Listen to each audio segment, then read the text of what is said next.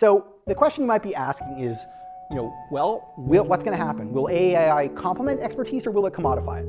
Well, the answer is the future is not a weather forecast because we're making our own weather, right? What actually happens is not what is necessarily going to happen, it's how we choose to use this tool, what we actually do with it. So let me give you a counterexample.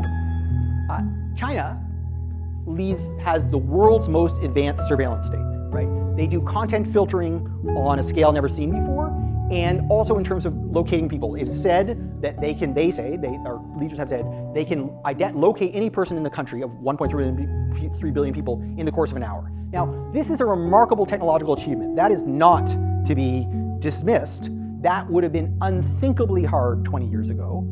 It's only feasible because of a huge investment, a new technology. So this is feasible with AI and a lot of skill, right? Chinese engineers are better at this than anyone else in the world. And they're using AI to do it, but that's not because that's what AI does, right? That's one possible use case, and it follows the investment. So what you invest in is going to affect where you arrive. So an alternative use case, right, is this is a person, at least notionally, who's using augmented technology to do repair. And they're getting information in real time to make them more effective at that work.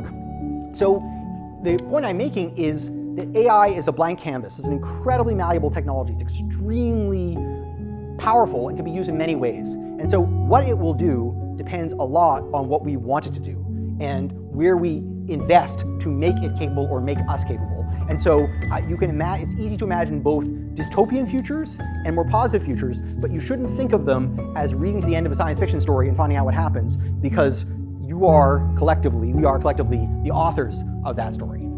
So